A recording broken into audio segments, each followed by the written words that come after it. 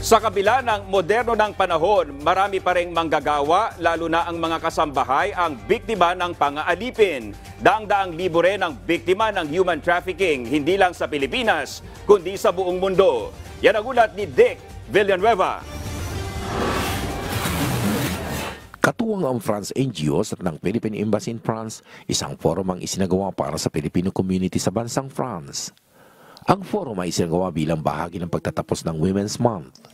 Limitado lamang ang kapasidad ng conference hall sa embahada, kaya mahigit 100 lamang ang nakadalong OFW, gayon din ang mga Philcom leaders. Pinangunahan naman ni Consul General Noime Diaz ng Philippine Consulate General sa France ang forum ng human trafficking at modern slavery. Ang plano ay to hold a forum quarterly.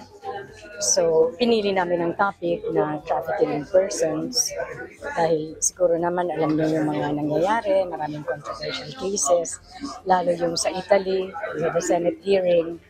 So, mabuti na rin na we are bringing it out in the open, meron tayong information campaign. Kabilang sa tinalakay ang lumalalang human trafficking na kung saan marami pa ring illegal recruitment na nangyayari sa Pilipinas. Ilan sa mga kadalasang nangyayari ay ginagawang front ang job order sa Poland, Malta, Italy, Hungary at Czech Republic. Ito ay para magkaroon ng pagkakataong makatawid sa France at saan mang estado sa Europa sa paniniwalang mas may magandang trabaho na naghihintay kumpara sa pinirmahang kontratang trabaho sa mga bansang nabanggit. Ayon sa datos na pinagsama-samang tala mula sa mga non-government organization, umaabot sa 600,000 hanggang 800,000 ang biktima ng human trafficking sa bansa, lalaki, babae at bata. Tinatayang 50 milyon naman ang nabibiktima ayon sa International Labour Organization.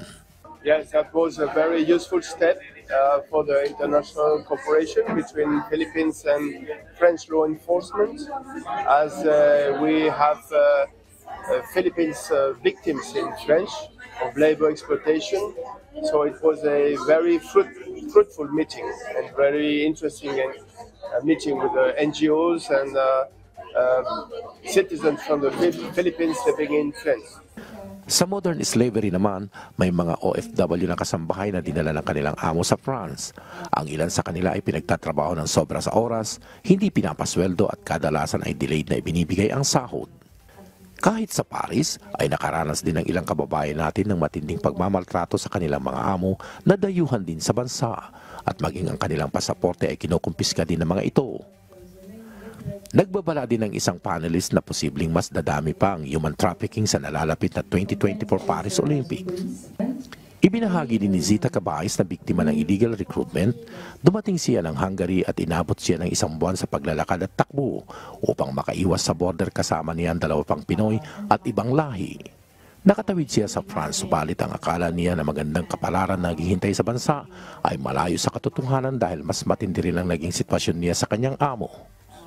I leave Philippines to go abroad, to work abroad because I dream to give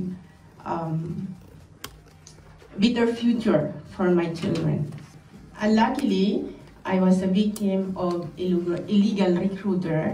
The only thing I remember during the walk, because I was with 15 other more migrants, different migrants. We are 3 Filipinos, and I remember that the trafficker are saying, Philippine first, faster, sit down, run.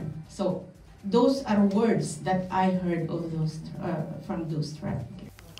Kabilang din sa panelist ay si Colonel Rodolfo Castro na nagbigay din ng kanyang mensahe.